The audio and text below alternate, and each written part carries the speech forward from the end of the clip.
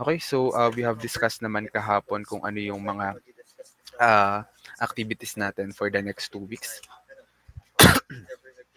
So again, for this week, we are going to pass yung ating improve design project proposal. And then next week will be our design plate number 3. And then we are going to discuss ngayon yung ating come and follower kasi yun yung gagawin nyo in your design plate number 3. Okay, so start tayo ng ating discussion. Wait lang.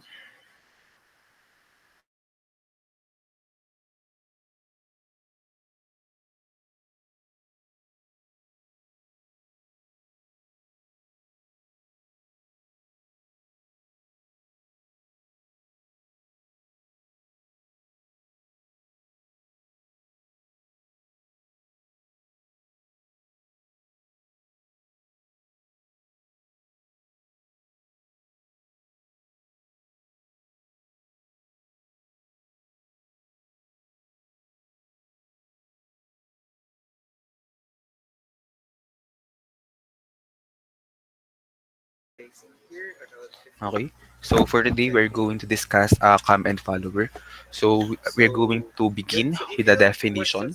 Saan ba natin ginagamit yung ating come and followers? Saan ba natin siya saan ba siya makikita na application uh,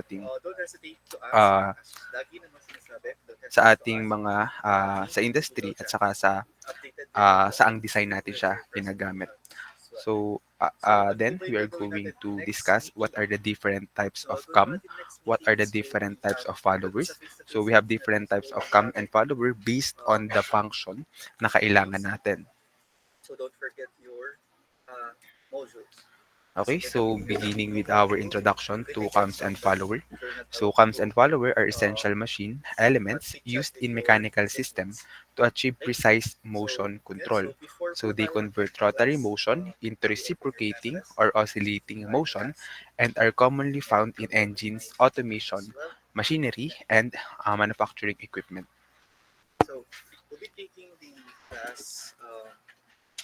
Okay, so bakit nga ba importante na pag-aralan natin itong ating comms and followers? So understanding comms and followers is crucial for designing efficient mechanical system, optimizing performance, and ensuring smooth operation in applications such as internal combustion engines, textile machinery, and industrial automation. Kailangan din natin yan kasi ang application ng comms and follower. So the most common application ng comms and follower natin for us, mechanical engineers, is sa ating internal combustion engine. So kung makikita nyo yung ating camshaft, so 'di ba may mga cams doon. So yun yung i-analyze natin with this topic. So ginagamit nga yung ating comes and followers sa internal combustion engine for our valve timing mechanism. So para ma-moderate natin yung kung kailan ba uh, mag-open at mag-close yung mga valve natin sa ating internal combustion engine. So other applications ng ating comes and follower is mostly on automation na. So we have punching and stamping machine, automated machinery and robotics, textile weaving looms, and packaging machines. Okay, so that's the definition kung saan ba natin ginagamit, saan natin ina-apply yung ating mga comms and follower. Uh, this time, we are going to discuss what are the general types of comms. Okay, so we have these common types of comms. We have the radial comms, cylindrical comm, wedge comm, conjugate comms, globoidal comms, and spherical comms. Okay, so saan ba natin ginagamit? Bakit ba hinati natin yan sa iba't ibang types? So, different types ng comms ay merong iba't ibang application depending on the motion required ng ating mechanism. Okay, so let's begin with our radial cams. So ano nga ba yung ating radial cams? So this is the most common cams na makikita natin. So this is a type of this cam where the follower moves perpendicular to the cam axis. So it is widely used in machinery requiring controlled, precise reciprocating motion.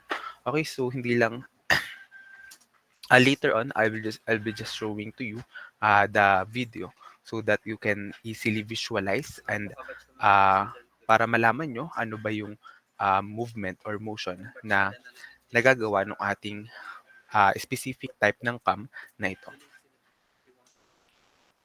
Okay, so we have the second type, we have the cylindrical or drum cam. So ito naman, a cam that has a cylindrical surface with a groove or contour along which the follower moves the fa- the fol- contour along which the follower moves. So the follower motion is parallel to the axis of the cam. So making it suitable for application requiring linear displacement. Okay, so itong ating cam, meron siya ditong groove kung saan dito dumadaan yung ating follower. And then once na umikot ito, yung ating cam na ito, so ang magiging motion ngayon nitong ating follower is parallel to the axis ng ating cam. So sa halip na dun sa ating radial cam, 'di ba, that is up and down, yung nagiging motion. Dito naman is nagiging parallel sa axis ng ating cam. The next type is our wedge cams. So it is a type of cam with a linear profile instead of rotating one.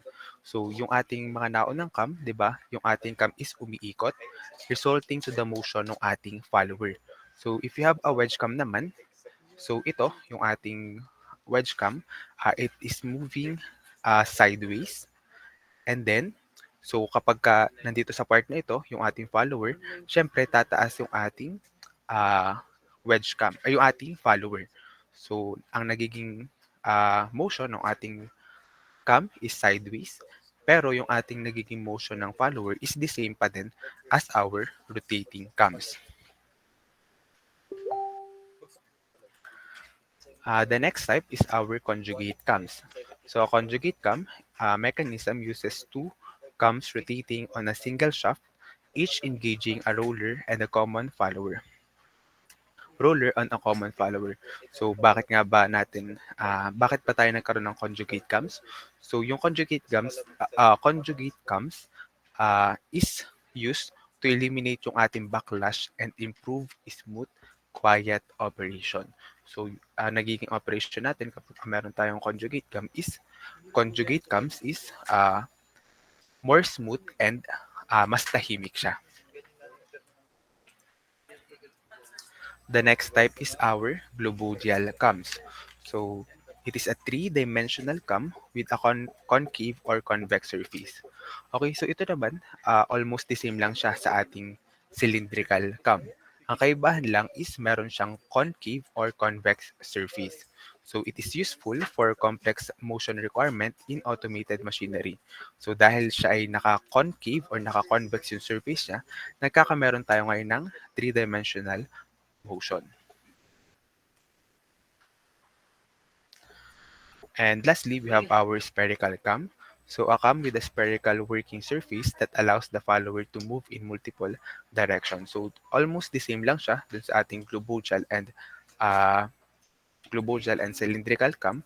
Ang kaibahan niya lang is the shape ng kanyang pinaka-cam. So this is in the shape of sphere. Okay, so for us to easily visualize yung nagiging motion and displacement ng ating mga followers using these different types of cam, let me show you this video.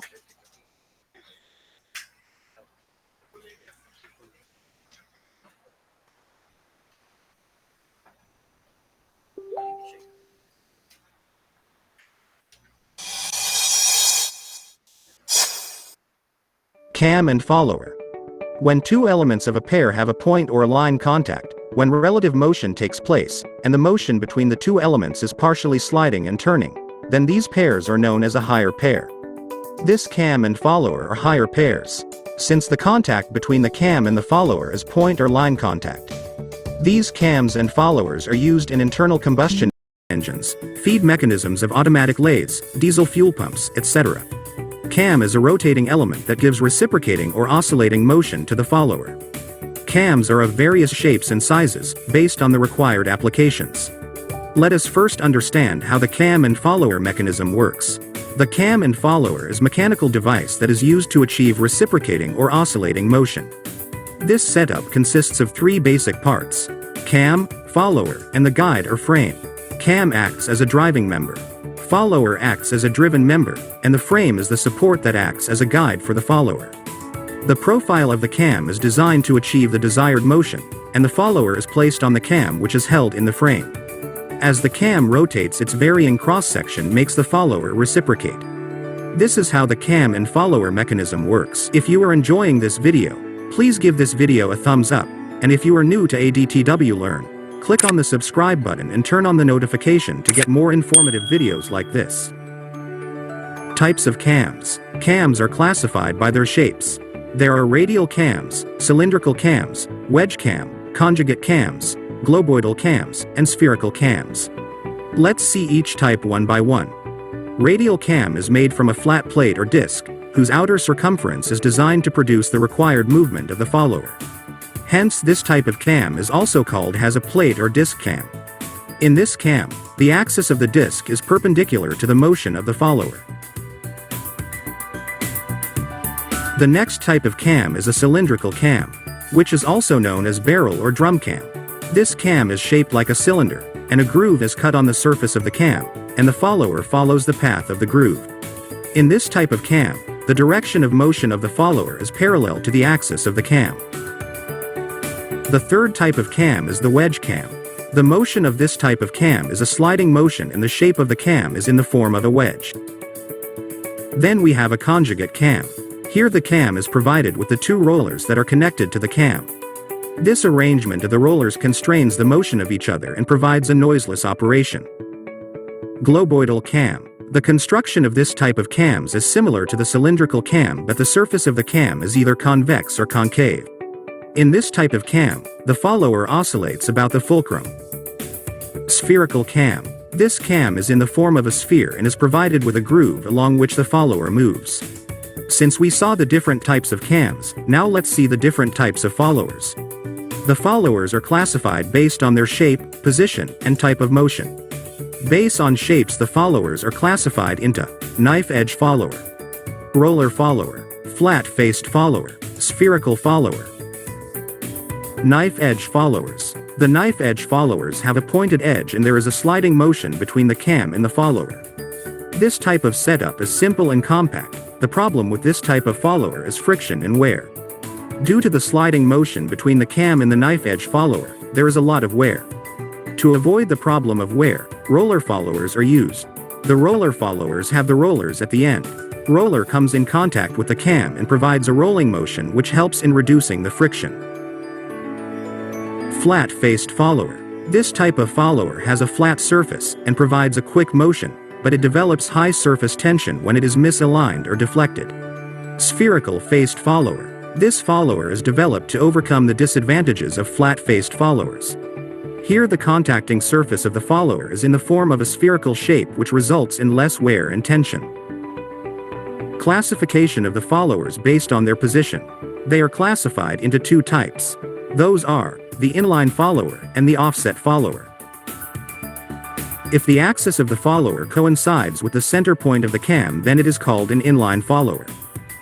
If the axis of the follower is offset, or does not coincide with the center point of the cam, then it is called an offset follower. Classification of the followers based on their motion. If the motion of the follower is in the straight line, then it is said to be translating follower. But if the follower is pivoted at a point, and the follower oscillates about its pivot, then it is called an oscillating follower. I hope you have understood the cam and followers and their types. It takes lots of effort to make such informative videos. You can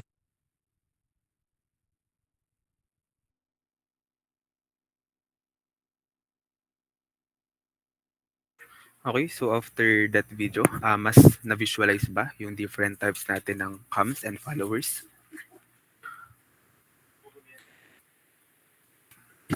Yes po, sir. Okay, so let's continue sa ating discussion.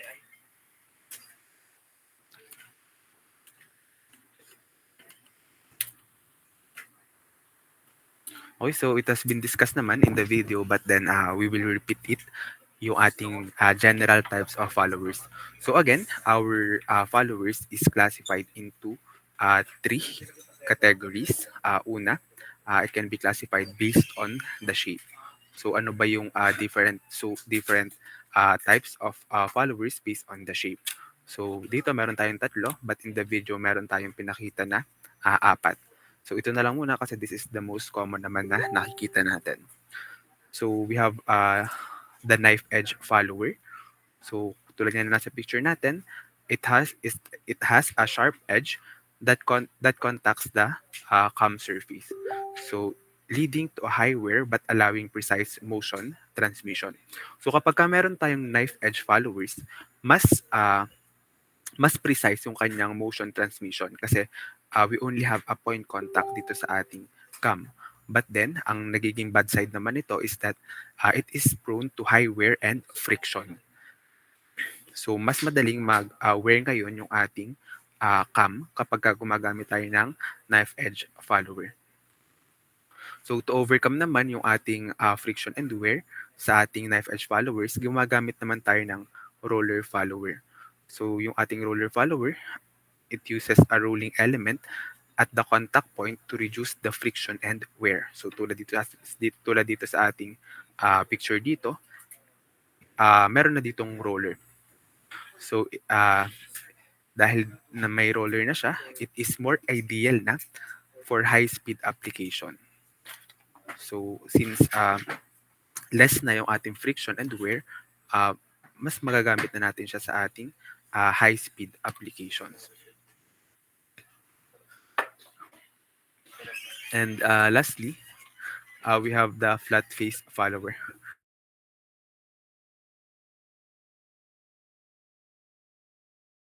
We have the flat face follower. So the flat face follower, it has a flat contact surface, often used when the space constraint require direct cam contact. So tulad nga na nakikita natin dito sa picture, meron tayong flat face dito. Okay, so that is the different types of follower based on the shape.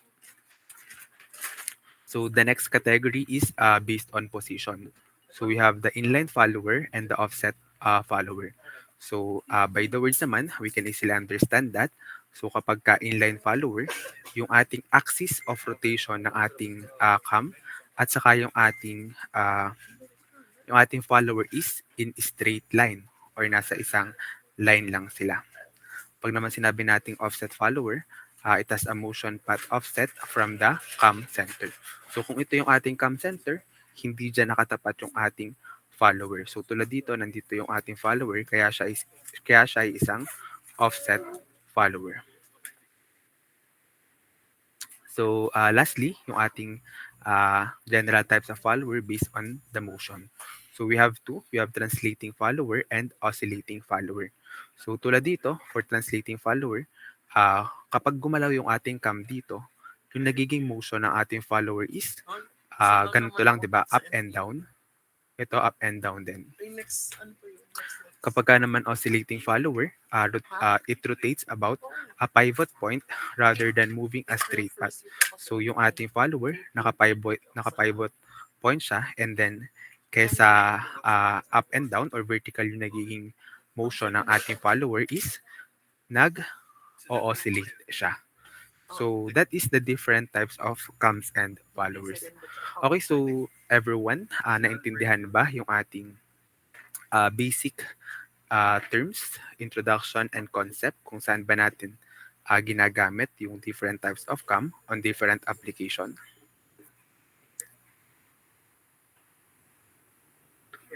Okay, so kailangan din naintindihan natin yan before we proceed sa ating next topic. Because our next topic is we are going to design the cam profile na. So, i-design natin yung ating cam depending on the required motion ng ating mechanism na gagawin. Okay, so on cam profile design, cam profiles are designed based on the required motion characteristic of the follower. So kanina pa nating sinasabi yon, cam profile is nakadepende siya dun sa ating required motion. So the shape and contour of the cam define the displacement, velocity, and acceleration of the follower. So yung ating displacement, velocity, and acceleration ng follower, nakadepende yan kung ano yung shape ng ating cam. Okay, so for us to design yung ating cam profile, ang una nating dapat gawin is alam dapat natin kung paano gumawa ng ating displacement diagram. So ano ba yung ating displacement diagram?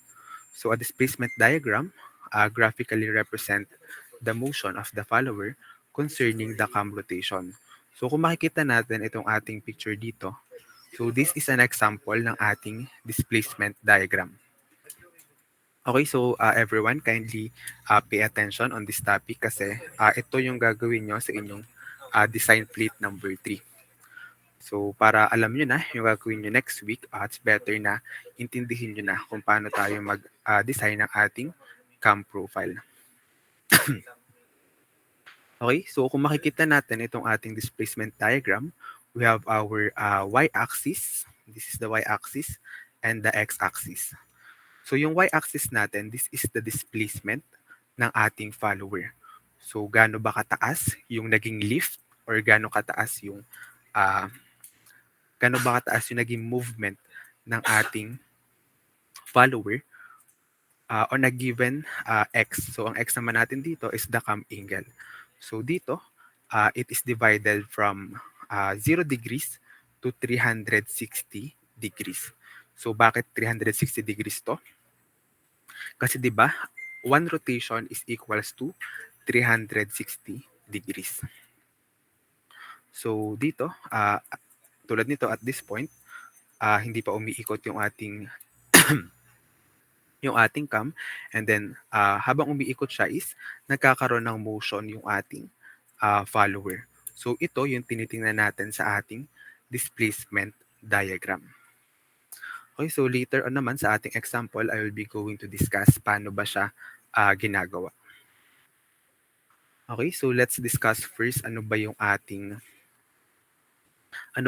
mga motion na makikita sa ating displacement diagram.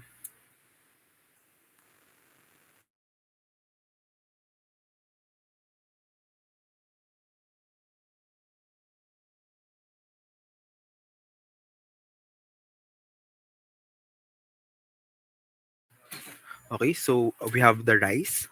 So yung rise natin, tinatawag din siyang outstroke or ascending motion. So minsan pala, tinatawag din siyang outward motion.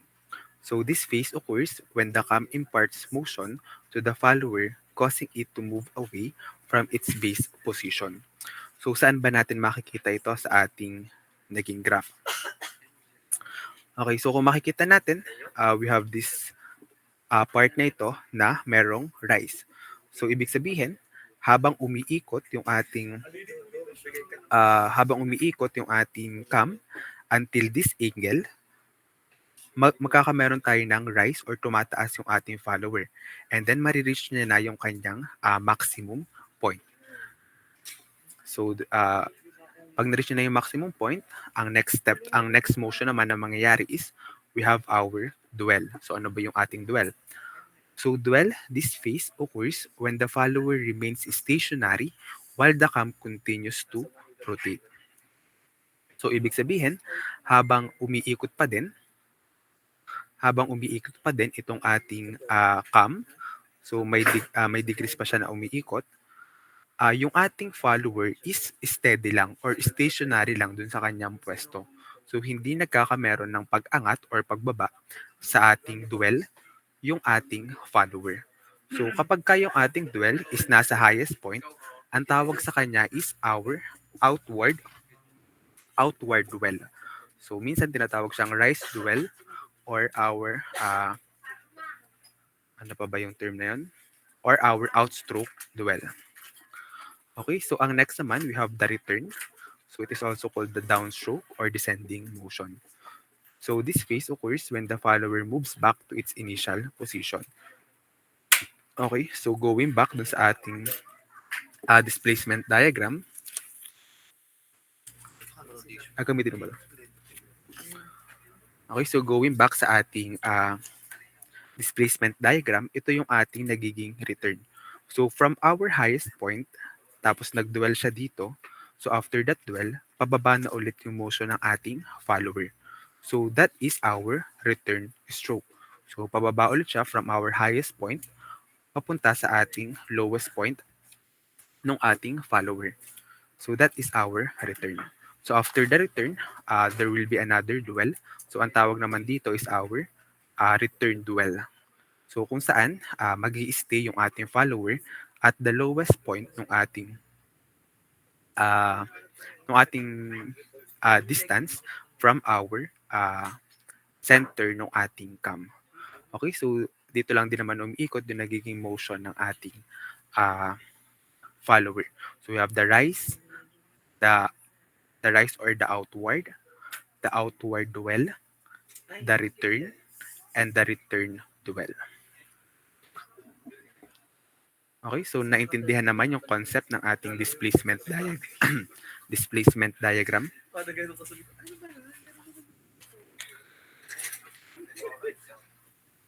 Class, naintindihan? Okay, so before we solve pala yung ating sample problem, we have here the types of motion muna. We have here the types of motion represented in displacement diagram. Okay, so we have different types of motion na nire-represent sa ating displacement diagram.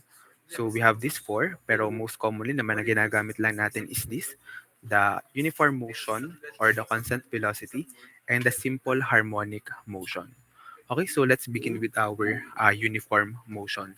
So in uniform motion, sabi dito, meron nga siyang constant velocity. So it has a linear rise and fall with abrupt acceleration changes. So suitable for low speed application.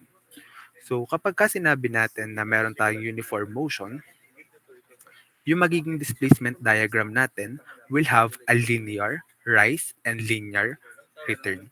So ito kasi, yung nasa example natin, this is a curve, di ba? So kapag sinabi natin na yung ating pag sinabi natin na yung ating motion is linear, so ito dapat from this zero papunta dito sa highest point, it will be a straight line lang. And then yung ating return from this point papunta sa lowest point, this is also a straight line. Okay, so that is the main difference kapag ka sinabi nating uniform motion and simple harmonic motion. Kasi kapag ka meron tayong simple harmonic motion, there is a gradual acceleration and deceleration, reducing the mechanical shock. So it is common in valve timing mechanism. So kapag ka sinabi natin simple harmonic motion, yung magiging displacement natin, yung magiging graph natin sa displacement diagram is ganito. So we have a curve path, hindi siya straight line. Okay, so do you understand naman kung ano yung pinagkaiba ng linear at saka ng simple harmonic? Okay, uniform motion and simple harmonic motion. Okay, so can we proceed na with our sample problem?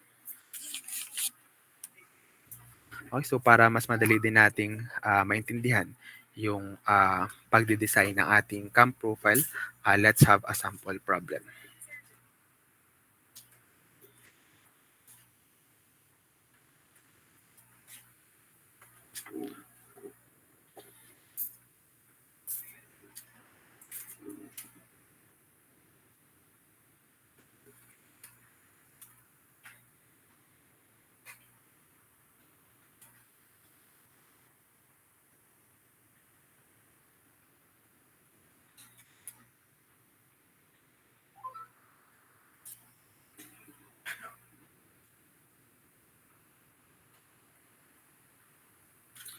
Okay, so let's have this sample problem.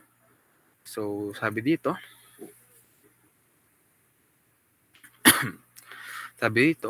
we are going to draw a cam profile in case of a knife edge follower. So, ang ating follower na given is a knife edge follower. So, we have the minimum radius of the cam of 5 centimeter, outstroke of 120 degrees with a simple harmonic motion. So, anong ibig sabihin nun? That we have 120 degrees na outward stroke. So, ibig sabihin, if we go back sa ating graph, yung rise natin na part, so from 0 papunta dito sa highest point, so yung ating cam ngayon is moving yung ating cam ngayon ay umikot ng 120 degrees. Okay, so from this to this point, yung ating highest point, yung ating cam is umikot ng 120 degrees. So yun yung ibig sabihin ng ating outstroke angle na 120 degrees. And then, ang sabi pa dito, we have the outward dwell of 60 degrees. Ibig sabihin, at the highest point, magdudwell yung ating displacement diagram ng 60 degrees. Okay, so ibig sabihin nun, kapag nasa ating graph, yung ating cam, pag umikot pa siya ng 60 degrees after niya ma-reach yung kanyang highest point is magiging stationary yung motion ng ating follower. And then, from that point, after ng 60 degrees, magkakaroon na tayo ng return stroke. Okay, so sabi dito, we have the return stroke of 120 degrees. Okay, so itong part na ito, if this is 120, so 120 plus 60, that is 180. So after 180 degrees, naikot ng ating cam is magre-return stroke na siya. So it is another 120 degrees. So marireach na yung kanyang lowest point at 300 degrees. Okay, so next we have the dwell for the remaining period of cam rotation. Tapos sabi din dito, we have the stroke or lift of the follower na 6 centimeter. Okay, so let's have first our given. So we have the outstroke na 120 degrees. We have the outward dwell na 60 degrees. And the return stroke na 120 degrees. Also, we have our return dwell. So, hindi sinabi kung ano yung ating return dwell. Pero again, ang sabi dyan, the remaining period.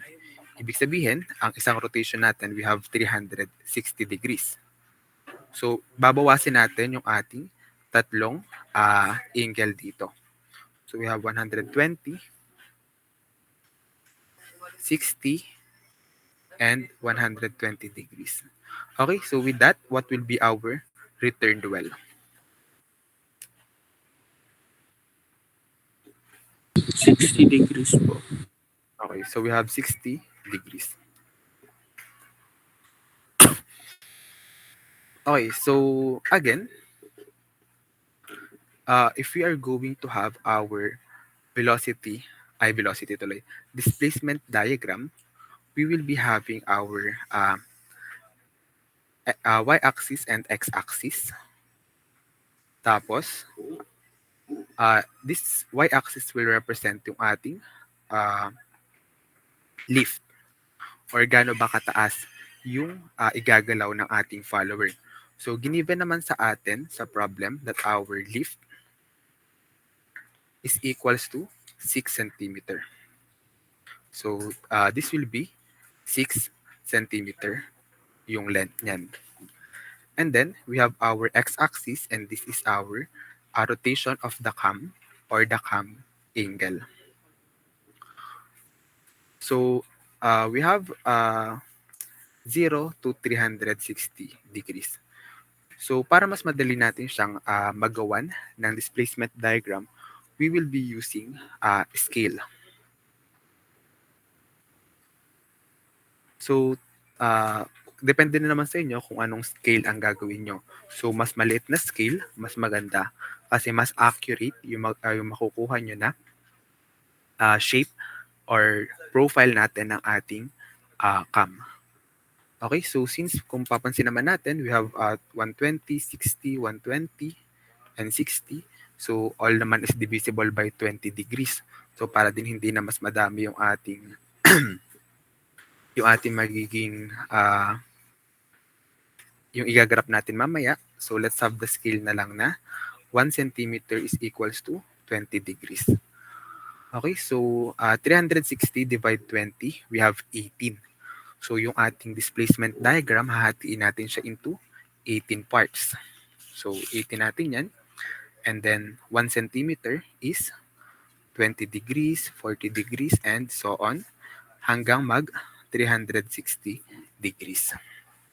Okay, so para mas madali natin siyang magawa, yung ating displacement diagram, let me present na lang yung ating yung aking AutoCAD.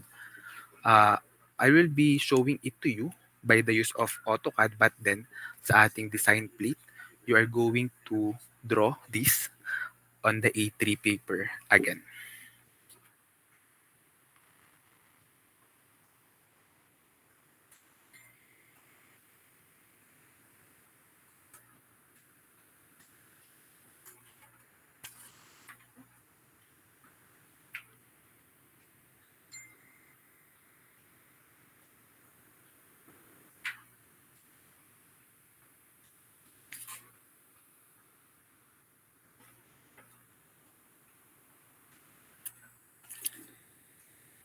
Okay, so wait lang.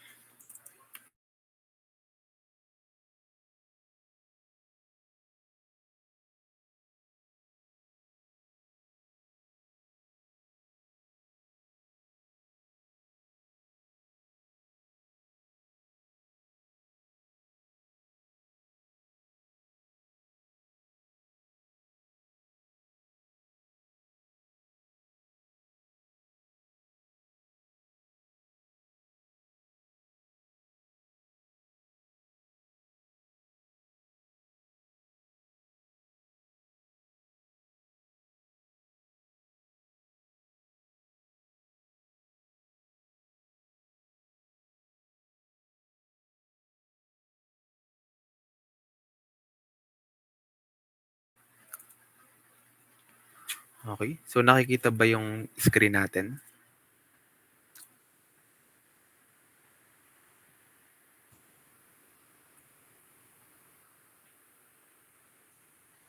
Class, nakikita naman?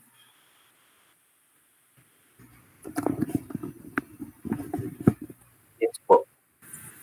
Kita po. Yes po, sir. So let's proceed na sa ating displacement diagram.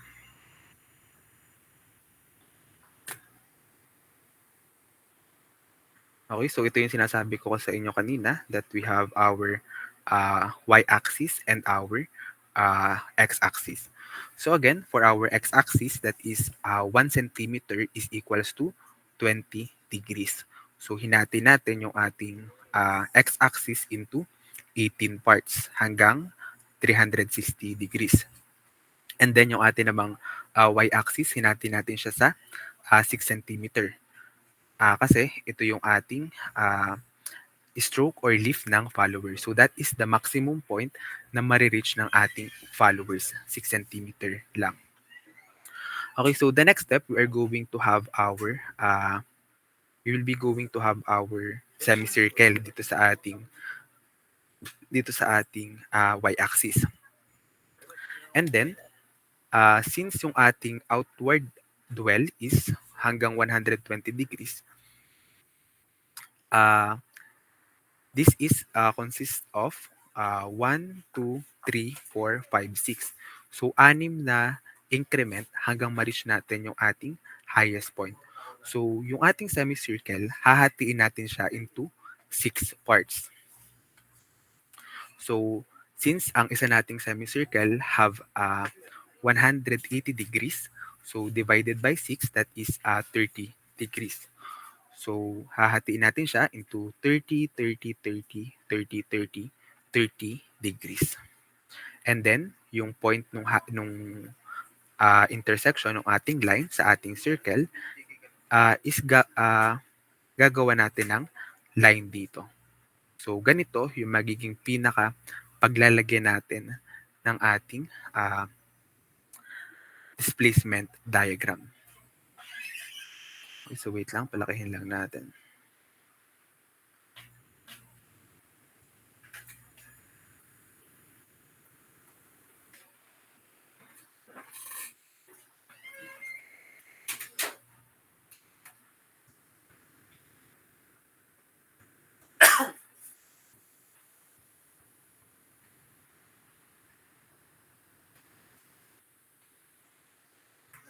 Okay, so ang sunod natin gagawin, we're going to trace yung ating naging intersection nung line natin at saka nung ating line from the x-axis and the y-axis. Okay, so since this is a simple harmonic motion, we will be having curve path. So from 0 degrees, mag-i-increase siya papunta dito sa ating 20 degrees to 40 degrees.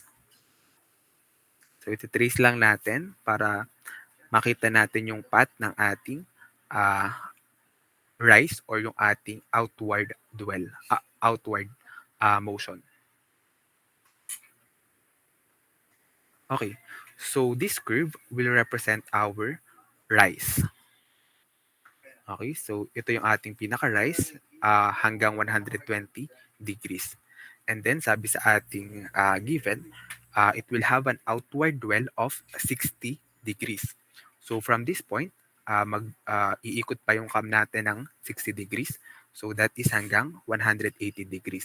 So hanggang dito, we have the highest point na 6 cm. At kapag natapos na yung ating outward dwell, magkakaroon na tayo ng return motion hanggang 300 degrees. So again, we are going to trace yung path ng ating return motion.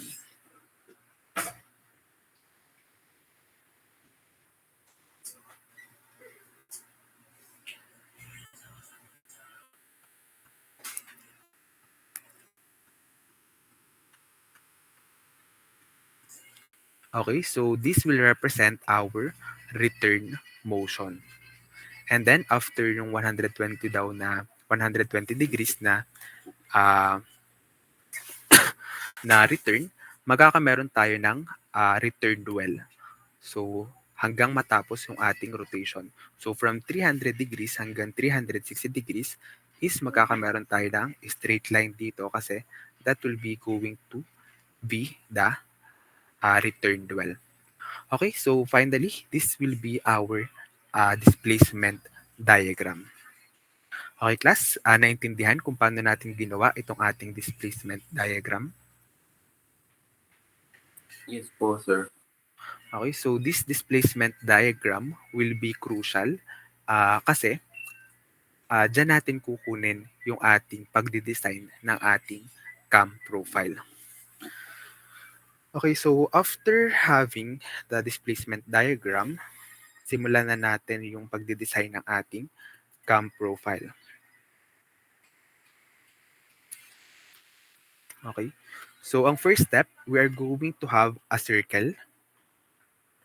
Yung circle natin, ang magiging radius niya is kung ano yung ating minimum radius ng circle, ng ating cam. So, giniven naman yan sa ating problem. Sabi doon, we have the 5 cm. Tama ba? Let me check muna. So, sabi sa given natin, we have the minimum radius of the cam na 5 cm. So, gagawa tayo ng isang circle which have the radius of 5 cm. And then, since yung ating displacement diagram is hinati natin sa 18 parts, so hahatiin din natin yung circle natin into 18 parts. So that is 20 degrees each part. So from this point, this is our 0 degrees.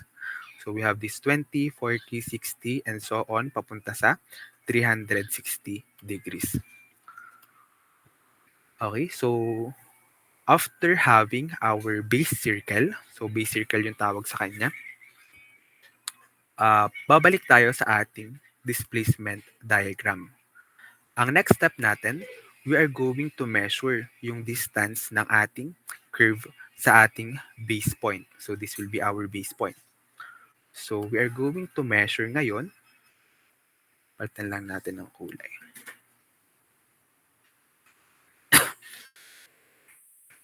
Okay, so from the base point, papunta dito sa ating curve, kukunin natin yung kanyang dimensions.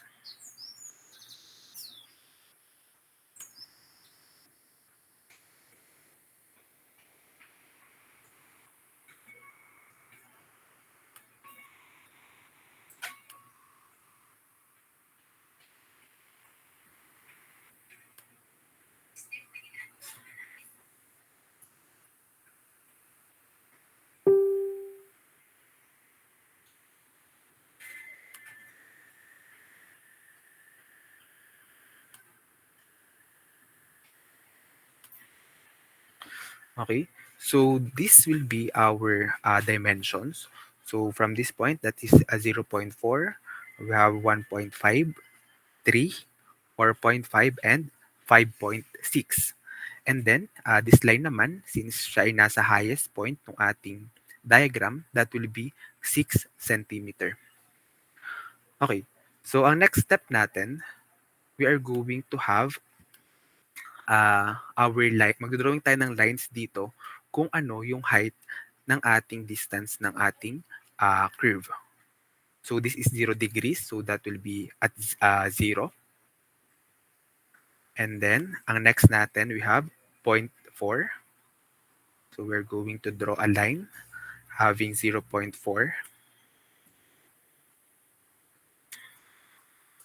Next, we have 1.5.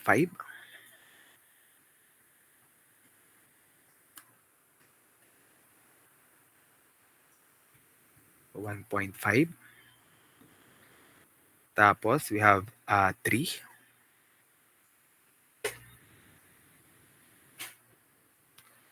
And then, 4.5.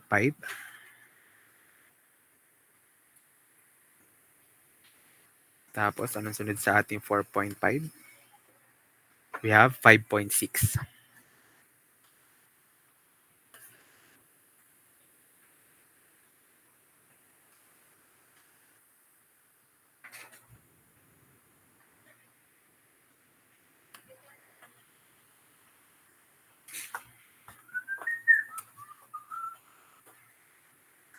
Okay. So, yung sunod, from 120 to 180, that is 6 centimeters. So, we have 1, 2, 3, 4. So, 4 na line dito yung ating magiging 6 centimeter. So, we have 1,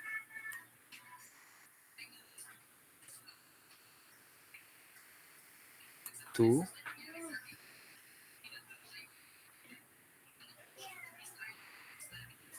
3,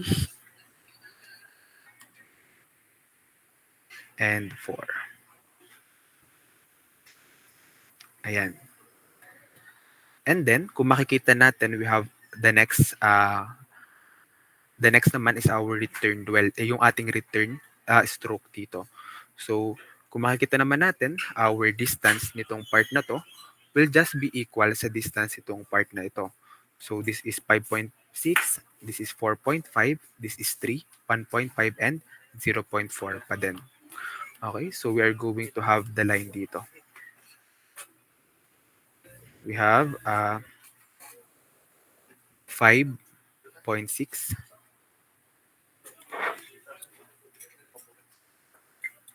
We have 4.5.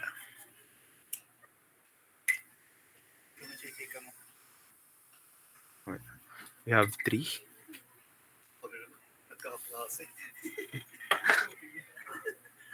We have 1.5.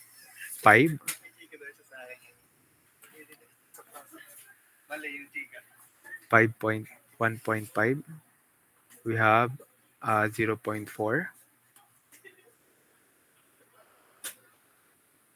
0.4. Okay. So next, nasa base siya. So that is a 0. So we have 300 hanggang 360. So that is 1, 2, 3, 4. So kung makikita natin, that is 1, 2, 3, 4 lines. So dito, hindi na tayo maglalagay ng lines. So our next step is we are going to draw yung curve natin para mabuo na natin yung ating cam profile. Okay, so we are going to have a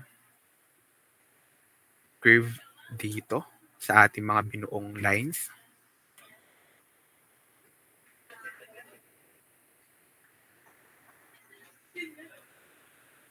Okay, so i-red na lang natin para mas kita.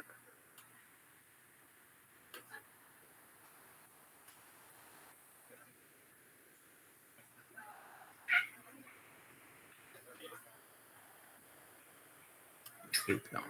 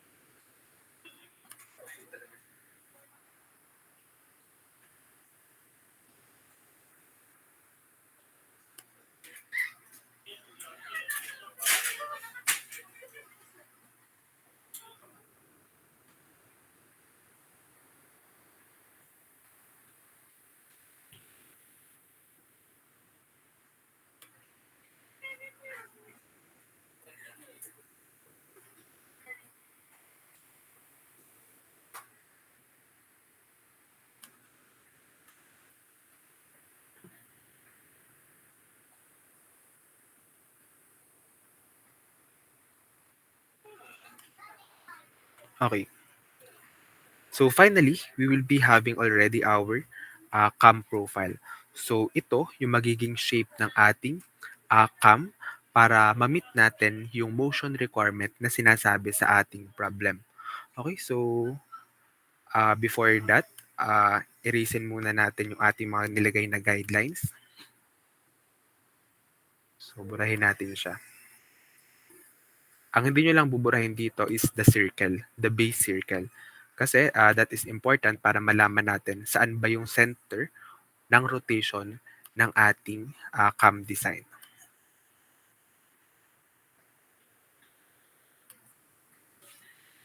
Okay. So ito na yung magiging itsura or design ng ating cam to meet the motion requirement na sinasabi ng ating problem.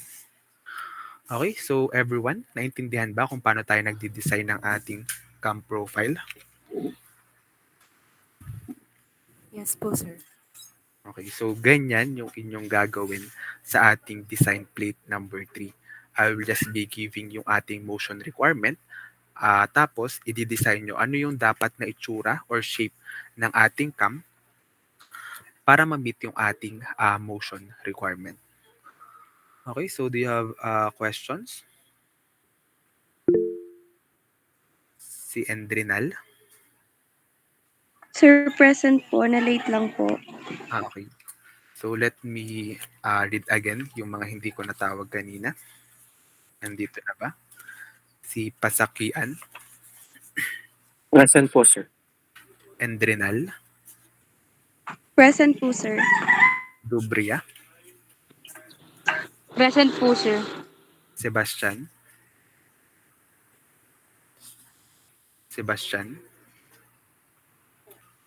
Vicente,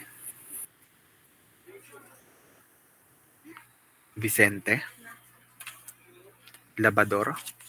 Sir, present po sir. Labador po. Okay. De Los Reyes. Sir, present po. Ontangco. Ontangco. Wala pa din. Landicho. Present po, sir. Cortiguera. Present po, sir. Zara. Zara. Wala pa din. Okay, so ba't may mga nakarisan pa? Hindi pa ba natatawag? Sir Sebastian po present. Sebastian. Okay. Sino pa? Sir Pantoja po. So hindi ba ka tinatawag kanina? Hindi po. Sir, wala pa po akong index card. Gawa po last time po ay midterms po natin. Hindi ko po nadala. Okay, so pakidala na lang next week sa ating face-to-face class. Opo. Sir, tsaka po si Ontangco, tsaka po si Sarah. Ang alam ko po ay nasa tryouts po sila ngayon ng ng rev up po. Okay, so hindi naman, wala naman nag-chat sa akin about doon. Saka hindi nila ako in-inform Okay po. before. Okay. So, I will still mark them as absent for today. Okay po, sir. Okay. Do you still have other concerns?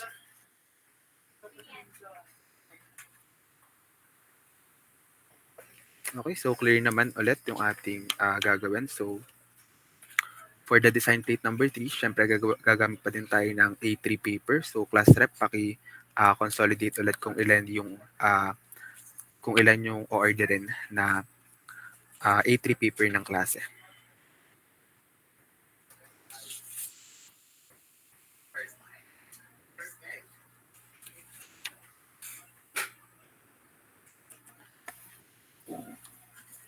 Okay, wala na bang ibang concern?